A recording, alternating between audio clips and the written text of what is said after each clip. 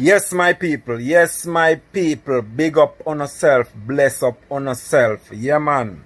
A Alibi, aka Alpha. I wanna said big up to all of my subscribers them over YouTube. All of the viewers them. Big up to all of the viewers them on my Facebook. So may I say? And people, big up to all of the protesters them out there. I couldn't be out there with you guys protesting because I am one of the essential workers, and straight through the pandemic I have to work.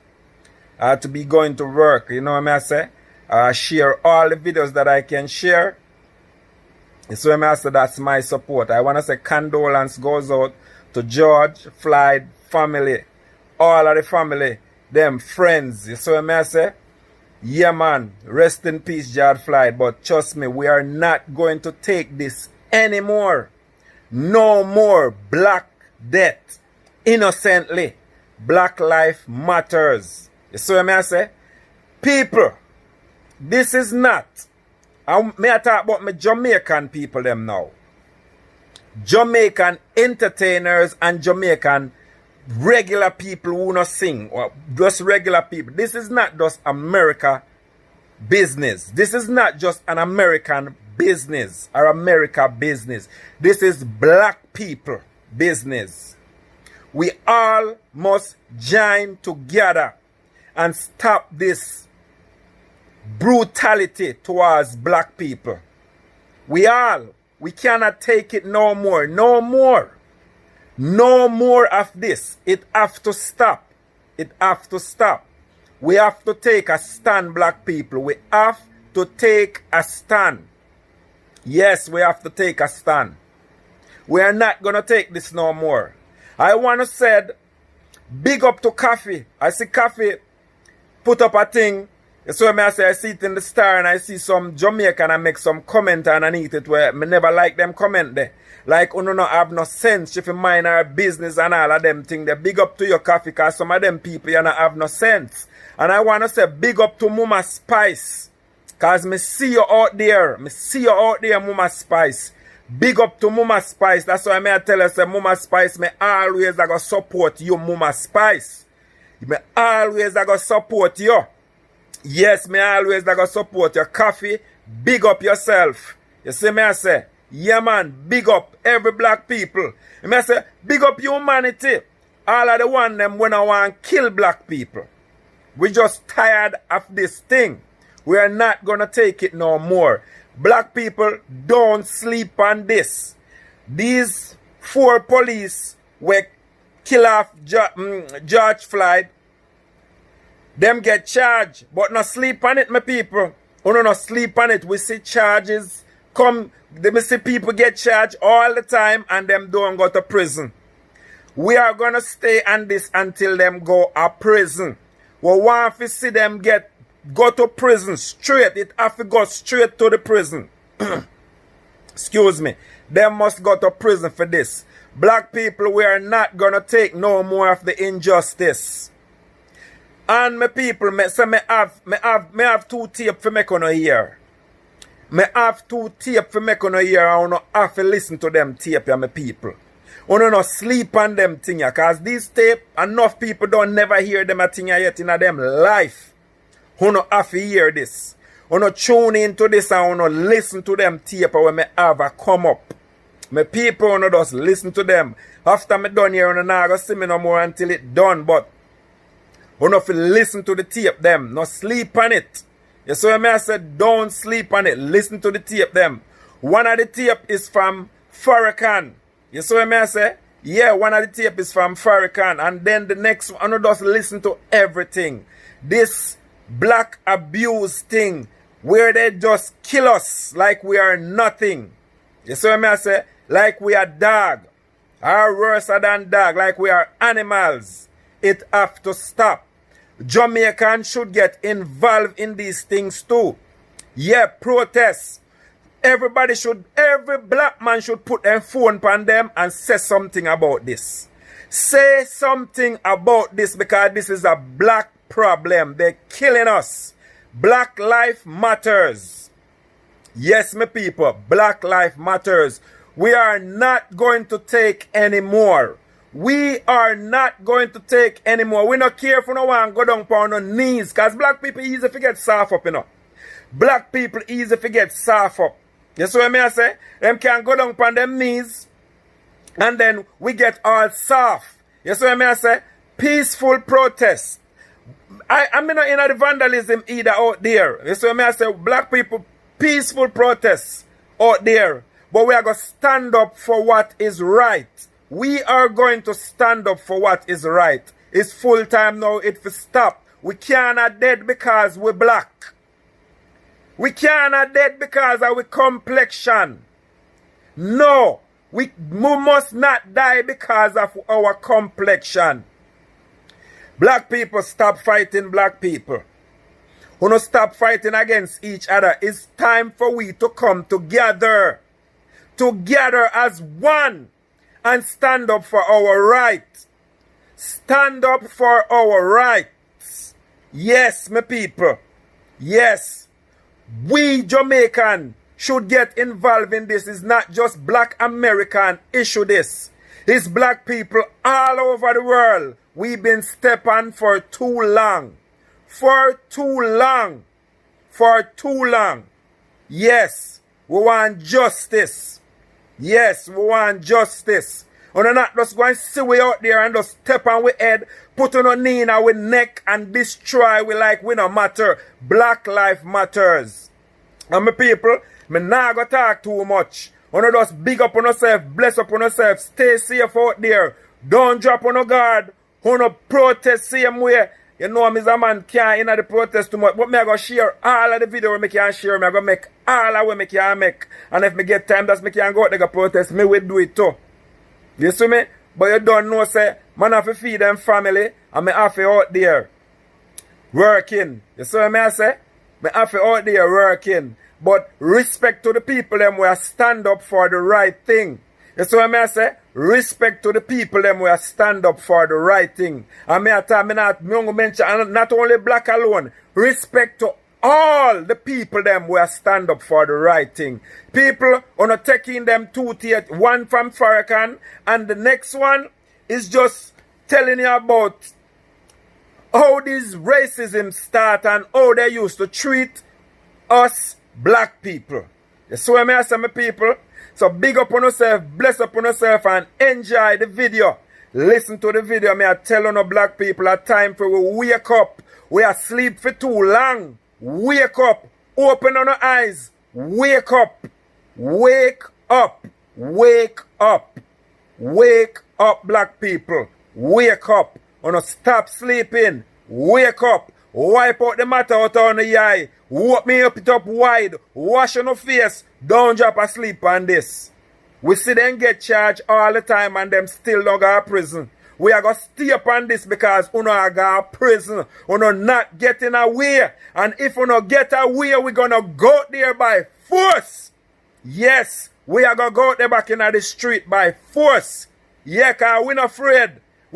They be killing us for so long. Oh, some of us gotta die for some of us gotta live.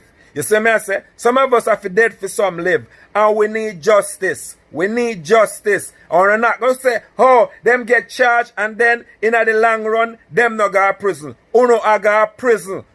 Uno I go to prison. Me hear that man beg for him life. Me hear that man cry out for him mother. Tears run from my eye. Me feel it. It still hurt me. You see me? We're not going to sit on this one. It's been happening for too long and black people stay silent. Silent. I am happy. We stand up now on our foot. We not take no more of this. Black matters. Black life matters. One love, my people. Hypertension and heart disease kill more blacks than anything else in America? I didn't know that. I thought it was the police. Hypertension and heart disease kill more blacks than anything else in America? I didn't know that. I thought it was the police. A black man died. Afraid anymore. You are willing and not afraid anymore to pay the price for freedom. Don't let this white man tell you that violence is wrong. Every damn thing that he got it by being violent. Killing people, raping and robbing and murdering. He's doing it as we speak. And then he has the nerve to come and tell us that violence and hatred won't get it. Don't buy that. He's worthy to be hated. Worthy because of the evil that he does. God hates. I don't know why man think you're better than God when God in the Bible said he loved Jacob, but he hated Esau. In the Bible, he said no man can serve two masters. He'll love one and hate the other. They have made us little sheep that they can walk over and run over. But when we decide it's over, and we should make that decision, it's over. We're not taking it anymore, and we cannot pass on to another generation the legacy of our cowardice when we know the problem and won't move to erase the problem. That's our fault. We gotta change. See, one of the things that our ancient people knew, yours and mine, when it got to the point where they would be extinguished, they had to fight. Even if they lost, they had to fight. So the great warrior spirit came up out of us. Same with the blacks, same in Haiti, same in Central and South America, the Maroons. All of those came to a position where they had to fight. In that church, when 9 of our brothers and sisters were shot down by a skunk, how in the hell are we justified in offering him love and he offers us death? Somebody asked me the other day. Excuse me for my passion. That's brother. okay. Asked me, can you forgive him? And I looked at him, I said, no, I cannot forgive him because he knew what he was doing. He was cold and calculated, and he was just fostering the same hate. Who asked you that question, brother? Did he look like us? Yeah. Yeah, he's one of them. Yeah, I know. How in the hell? I mean, it's an insult It to is me an insult. that you're going to ask me, can you forgive? How long have white people been doing this kind of evil to the darker people in the earth? Well, how long Since do we have they've to been here. And when we make up our mind, we're not taking it no more. Because it's better to be dead than to live under tyranny all the days of your life. This is why America separated from England. The tyranny of King George was too much for them to bear. So what did they do? They decided death is better. So it was Patrick Henry that said, give me liberty or give me death. And until we come up with that kind of mind, I'd rather be dead than to live continuously under this kind of tyranny. And when you think like that, you'll do what is necessary to move the tyrant off of you. With the help of God, we will win if we fight. Yes, my people, that was the video with Farrakhan. The next video is coming up. But let me say this part. You know the worst part of this video with this policeman I kill George Floyd? What really pain me is when I see the man kneel in the man's neck with his hand in his pocket.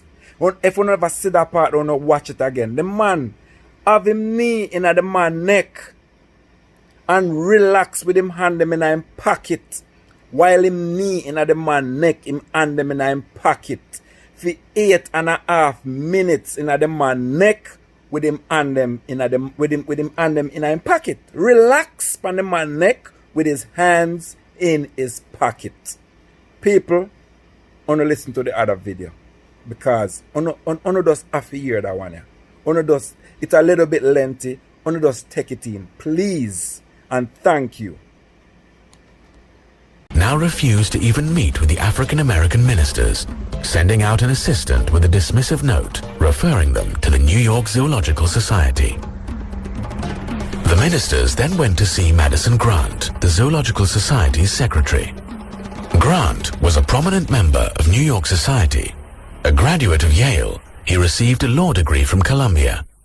He was also a trustee of the American Museum of Natural History, a counselor of the American Geographical Society, and a founder of the Bronx Zoo. It would have been hard for the ministers to find someone less sympathetic. Grant was an open racist who thought blacks were an inferior race and regarded those who had parents of different races as mongrels. Within a decade, he would write The Passing of the Great Race, a book which championed Nordic supremacy and keeping blacks subservient to whites. The book was reportedly praised by Adolf Hitler as his Bible. Grant also rebuffed the ministers. So did the city's most prominent newspaper, the New York Times, which professed to be puzzled by the anger of the protesters. We do not quite understand all the emotion which others are expressing in the matter. Describing African pygmies as very low in the human scale, the Times made clear that it viewed pygmies as less than fully human. Whether they are really closer to the anthropoid apes than the other African savages, or whether they are viewed as the degenerate descendants of ordinary Negroes, they are of equal interest to the student of ethnology and can be studied with profit. The editors at the Times thought it absurd to make moan over the imagined humiliation and degradation Otobenga was suffering. In fact, they claimed the pygmy was probably enjoying himself.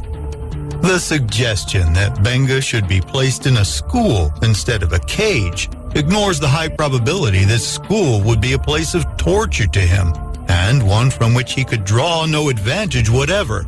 The idea that men are all much alike except as they have had or lacked opportunities for getting an education out of books is now far out of date. After African-American ministers criticized the zoo for trying to use Otobenga to prove Darwinian evolution, the New York Times weighed in again. The Reverend Colored Brother should be told that evolution, in one form or another, is now taught in the textbooks of all the schools, and that it is no more debatable than the multiplication table. As protests continued, increasingly rowdy crowds came to the zoo in order to visit the pygmy. On Sunday, September 16th, 40,000 people converged on zoo grounds to see the city's newest sensation. According to press reports, the mobs chased Otobenga around the zoo all day, howling, jeering and yelling. Some of them poked him in the ribs, others tripped him. All laughed at him. Benga responded by shooting an arrow at his tormentors, after which zookeepers caught him and returned him to his cage.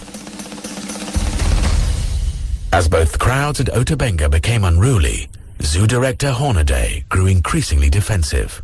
He now claimed that he had decided to exhibit Otobenga in a cage simply for convenience. We have no platform that we could place him on, and this big open-air cage was the best place we could find to put him where everybody could see him. Eventually, the continued controversy made Hornaday want to wash his hands of the whole affair. Ultimately, an agreement was reached to move Otobenga to the Howard Colored Orphan Asylum and later to a seminary in Lynchburg, Virginia. There, nearly 10 years later, Otobenga shot himself to death. Benga had expressed a desire to return to his native Africa, but by 1916, the continent was being further ravaged by European powers as they fought World War I, so return was no longer an option. I think the hopelessness of it all, the trauma he had sustained, the loneliness, and, I can't even imagine. He had no idea what had become of his people, if his village was still even there.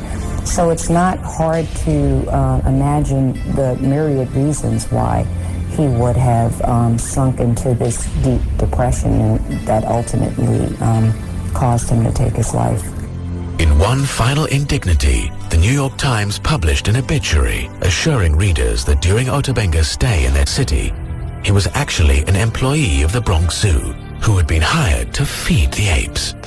According to the Times, it was this employment that gave rise to the unfounded report that Ota Benga was being held in the park as one of the exhibits in the monkey cage.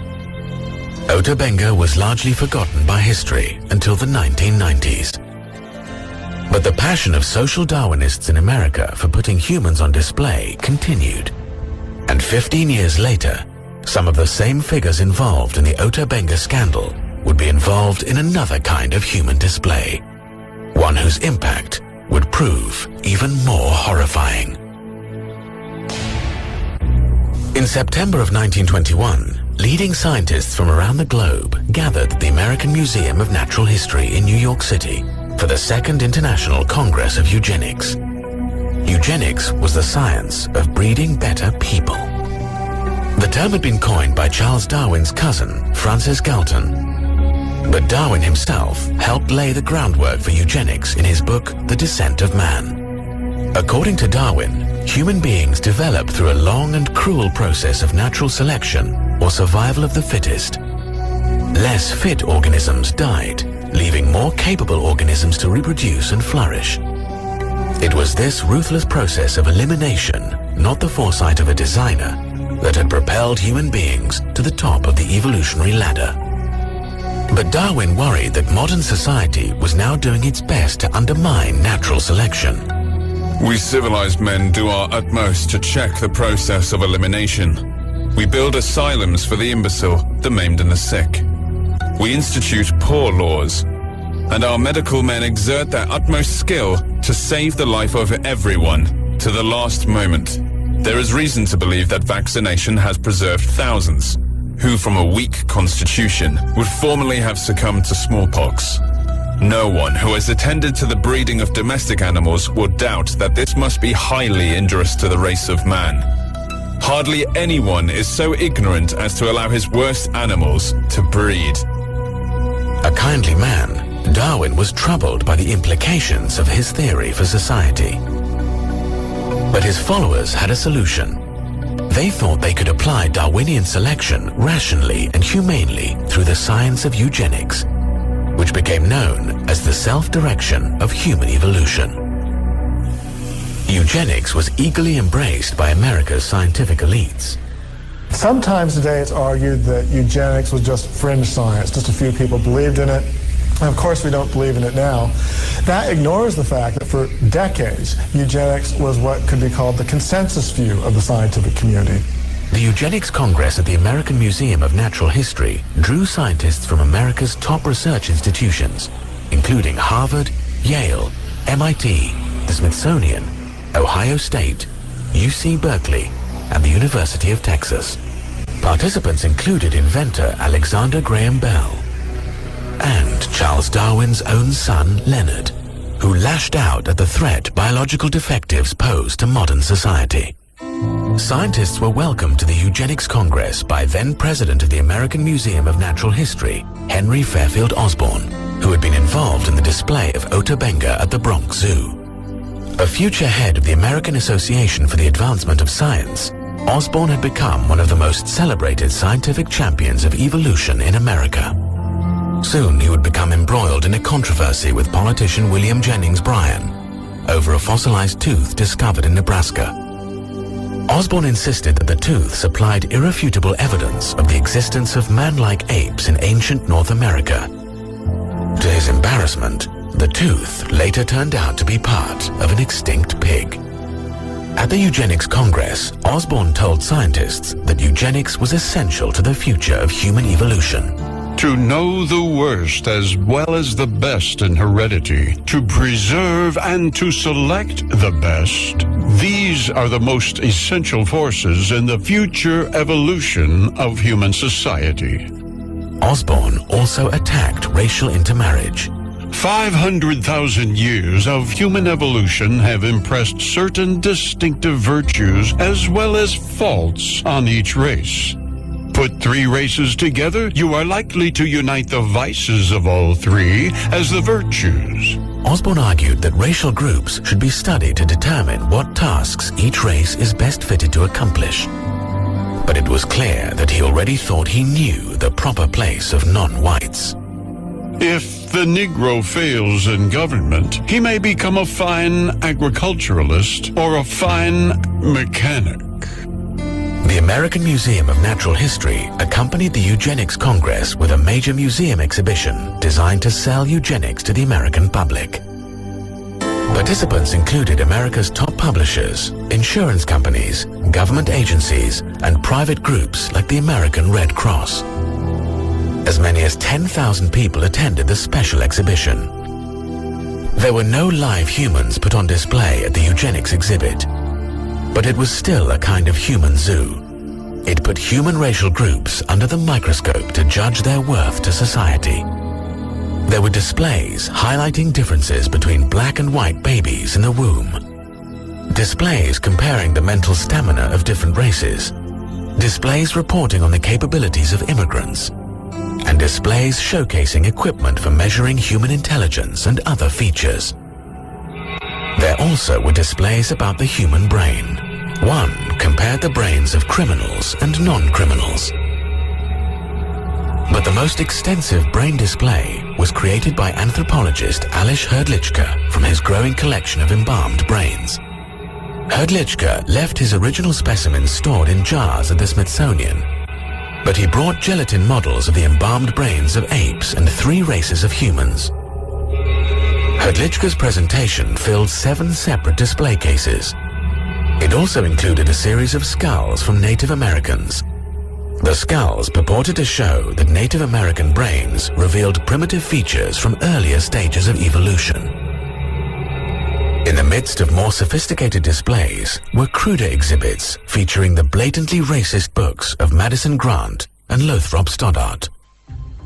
Stoddart had published The Rising Tide of Color Against White World Supremacy. Stoddart claimed that whites were in danger of being overrun by the colored races of the world, and he argued that immigration from what he called lower human types had to be rigorously curtailed.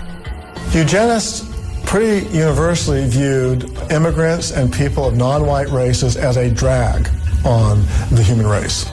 Eugenists viewed blacks and Mexicans and Hispanics as throwbacks, evolutionary throwbacks that were lower races in evolutionary terms and therefore were a drain on modern society. And they justified this in the name of Darwinian science. You know, there were racists before the eugenists. The interesting thing about the eugenists was the way that they built on top of Darwinian biology and claimed that there was a scientific justification for racism. The eugenics exhibition advocated a chilling agenda for public policy, including forced sterilization and harsh new restrictions on immigration. It also promoted a radical proposal advanced by the Eugenics Record Office, one of the eugenics groups participating in the exhibition. The proposal called for assembling biological profiles on all Americans to determine whether they were biologically fit to mate. The Eugenics Records Office was so extreme, they wanted to hold records on everyone in the United States, biological records, showing their family trees, so that if you wanted to marry someone, you could write to them and they could tell you whether the person you were wanting to marry had a fit family tree in evolutionary terms, so that you could marry them. Or if they had bad heredity so that you couldn't. And in fact, they had exercises and packets that were given to biology teachers around the country, that one of the exercises you were supposed to do in your biology class when you were studying evolution and then eugenics was to have kids fill out this form with their family tree of who were the black sheeps of the family, what diseases they had in the family, so that these could then be sent off to the Eugenics Records Office and their vaults, and so that they could keep records on everyone. The American Museum of Natural History, later called the Eugenics Congress of 1921, perhaps the most important scientific meeting ever held in the museum. A decade later, the museum was at it again, hosting the 3rd International Congress of Eugenics in 1932. This time, it put on an even more extensive museum exhibition for the public. At the entrance to the exhibit hall were placed the busts of 2 men accredited as the founding fathers of eugenics, Francis Galton and Charles Darwin. Although Although some scientists raised concerns about eugenics, probably the strongest opposition to the movement came from traditional religion. It's a story that Americans don't know as well as they should, and it's a story that American Christians don't know as well as they should. But at the basis of opposition to the so-called scientific eugenicist movement in the early 20th century were Christians, Protestants, Baptists, Catholics, who understood the value of every human being. That's not only a Christian value, that is fundamental to the American experiment itself. When Nebraska's legislature passed a forced sterilization bill in 1913, Governor John Morehead, a Presbyterian, vetoed it. Morehead argued that the legislation not only violated the state's Bill of Rights, it also offended a higher law. This proposed legislation seems more in keeping with the pagan age than with the teachings of Christianity. Man is more than an animal. While many modernist clergy supported eugenics, theologically conservative religious figures were much more skeptical. American evangelical William Jennings Bryan, for example, denounced eugenics as an impossible system for scientific breeding under which a few supposedly superior intellects, self-appointed, would direct the mating and the movements of the mass of mankind. But the most consistent opposition to eugenics came from Roman Catholics. In 1930, Pope Pius XI strongly condemned forced sterilization for eugenics in one of his encyclicals. The Pope criticized eugenists for asking the government to assume a power which it can never legitimately possess. The most fundamental principle of Catholic social teaching is the intrinsic dignity of every human being. In other words, people are valuable simply as creatures made in the image and likeness of God. They're not valuable merely because they have economic value or they're productive or they're smart. They have value in and of themselves as spiritual creatures made in God's image. That idea obviously contradicts the fundamental principle of eugenics, which is through either passive or active means to favor particular ethnic groups over others. Across America, Catholic clergy actively resisted the eugenics crusade. In Louisiana, the Catholic Church played a key role in preventing the passage of a sterilization law. Catholic opposition to eugenics was so pronounced that some eugenics groups targeted the Catholic Church for attacks. The Human Betterment Foundation in California was dedicated to promoting eugenics through forced sterilization. Its president, E.S. Gosney, lashed out at Catholic efforts to block sterilization laws. Every legislature considering a sterilization bill in the United States is visited by representatives of the bishop or archbishop who lay down the law of Rome to those willing to accept it. The henchmen are prompt to fall in line. Gosney suggested that the Catholic Church should be asked to pay for Catholics who aren't sterilized. If Catholics do not want their feeble-minded communicants sterilized, it would seem more logical to ask them, as Hitler has done in Germany, to keep these feeble-minded segregated at their own expense, in order that the American Commonwealth may be subjected to no unnecessary damage from the presence of a great body of defectives, who increase the amount of human misery, contribute largely to the ranks of the delinquent and criminal, augment the tax burdens, diminish the efficiency of industry, and dilute the quality of American citizenship. The eugenics movement and the supporters of eugenics in the early 20th century actually tried to make an anti-Catholic campaign part of their public argument. On the one hand, they claimed that their ideas were based firmly in natural science, and yet they actually ran a public campaign that was anti-religious. You get the impression that there was something more than simple empirical science at stake in the debate. Despite opposition from Catholics and others, the American eugenics movement continued to flourish in the years leading up to World War II. The eugenics movement eventually led to the forced sterilization of more than 60,000 people in America. Compulsory sterilization in the name of eugenics was ultimately upheld by the United States Supreme Court in a decision that declared, 3 generations of imbeciles are enough. Many of those sterilized would not be considered mentally handicapped today.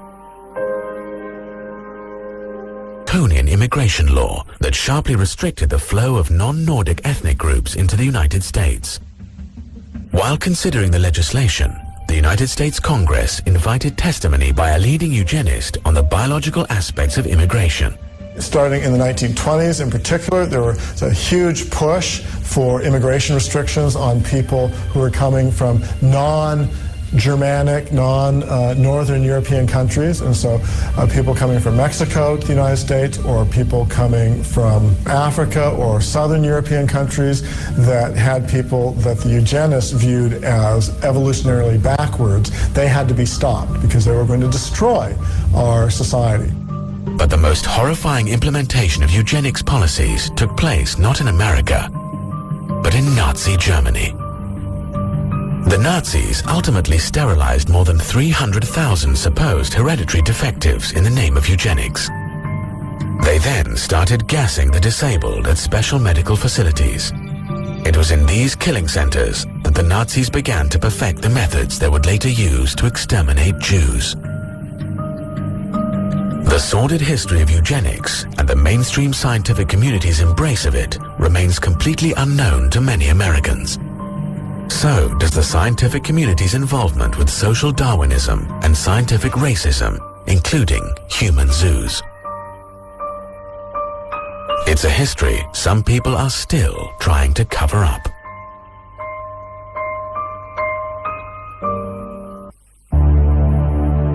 Geneticist James Watson won the Nobel Prize for co-discovering the structure of DNA. But in 2007, he sparked outrage when he suggested that African blacks were genetically inferior to European whites. Echoing the arguments of scientific racists from the past, Watson claimed that black inferiority was due to evolution. There is no firm reason to anticipate that the intellectual capacities of peoples geographically separated in their evolution should prove to have evolved identically. James Watson. Watson was widely condemned for his comments, both inside and outside of the scientific community. It was an indication of how times have changed. But although scientific racism no longer receives support from mainstream science, many in the scientific community remain reluctant to honestly discuss the past. Sharan Weston Broom is mayor of Baton Rouge, Louisiana. In 2001, she was a member of the Louisiana House of Representatives when she proposed a resolution to encourage teaching students about the history of scientific racism. The resolution highlighted Darwin's views on race, as well as how his views had been exploited by other scientists, such as Ernst Haeckel, to promote racism. The resolution also encouraged teaching students more recent scientific findings supporting racial equality. I'm not asking you to take evolution out of the school. I am merely asking the legislature, the State Department of Education, the Board of Regents, and the state university systems that they be made aware that Darwin promoted the justification of racism in his definitive works on the origin of species by means of natural selection and the descent of man. I certainly understand that racism was in effect before Darwin. This has never been denied. Yet he was the originator of a scientific justification for racism, as well as giving wings to modern racism. Harvard University's Stephen Jay Gould wrote, quote, "Biological arguments for racism may have been common before 1859, but they increased by orders of magnitude following the acceptance of evolutionary theory." Broom's resolution provoked a firestorm, with supporters of Darwin's theory accusing her of trying to unfairly malign Charles Darwin. This resolution is not only a product of creationists, but also Christian supremacists. And Christian supremacism is a hate-based ideology, and you can't combat hatred with hatred. I never, ever have emulated any type of hate towards anyone. The resolution only passed after all references to Darwin and Haeckel were deleted. It was as if scientific racism had never happened. But Louisiana isn't the only state where the past misuse of science has been censored. In 2007, the Kansas State Board of Education rewrote a statewide curriculum standard about the history of science. The standard originally called for students to understand both the positive and negative aspects of science on society, including how science can be abused. As examples of the abuse of science, the original standard cited the eugenics movement, scientific racism, and the infamous Tuskegee syphilis experiment, where government researchers left poor black men untreated for syphilis in order to observe the progression of the disease. The Kansas Board of Education revised the curriculum standard to eliminate any study of the abuses of science. Now students would only learn about how science had improved society. The original standard did not mention Darwin or Darwin's theory. That did not stop proponents of rewriting the standard from claiming they were defending the teaching of evolution. But public officials aren't the only ones who have tried to cover up the history of scientific racism. Some of the institutions most involved in promoting scientific racism in the past are still suppressing their own history. The American Museum of Natural History remains one of the world's leading science museums. But to this day, it has never apologized for the role it played in promoting the international eugenics movement. It has also tried to downplay the role of scientists in promoting scientific racism. In 2005, the museum mounted a major new exhibition on the life and legacy of Charles Darwin. The exhibition is still available today as a traveling exhibit. The exhibit contains a section on social Darwinism that fails to acknowledge any involvement by the scientific community in either eugenics or scientific racism. Even more glaringly, the exhibit also fails to disclose the museum's own role in promoting social Darwinist policies, like eugenics. According to the current exhibit, social Darwinism had no real connection with either Darwin or science. The fact of the matter is that if you read the scientists of the day, in the late 19th and early 20th century, many of them were promoting racism and even racial extermination, extinction of races.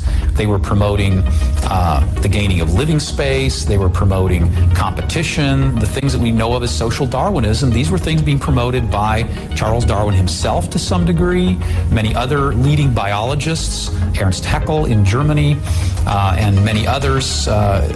You could go on. And by the 1920s and 30s, they were becoming very prominent. If you look especially in the field of anthropology and evolutionary anthropology, many of them were promoting social Darwinism. This was not just an idea of some cranks or some political people that didn't really understand the science. This was an idea that was very prominent in scientific circles. Officials at the American Museum of Natural History declined a request to be interviewed for this documentary. Their stated reason was that filmmakers were unable to purchase $2 million in insurance. The museum also turned down repeated requests to answer questions about its history and writing. Officials at the Bronx Zoo are likewise skittish when it comes to discussing its display of Ota Benga. They also refuse to be interviewed. And if you visit the zoo today, you won't find any remembrance of what happened to Ota Benga. Instead, what they've done is they've closed off the monkey house. So where Ota Benga was housed, the public could not even see it now. And they have just not had any comment whatsoever. It's as if zoo officials hope that Ota Benga and the scientific racism that dehumanized him will stay forgotten. Others seem to share the same hope. But some things should never be forgotten, because things that are forgotten have a way of coming back.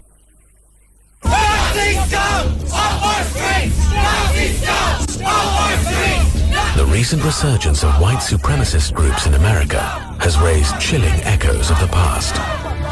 Evolutionary arguments for racism that were rejected by the scientific community are now being resurrected by modern racists.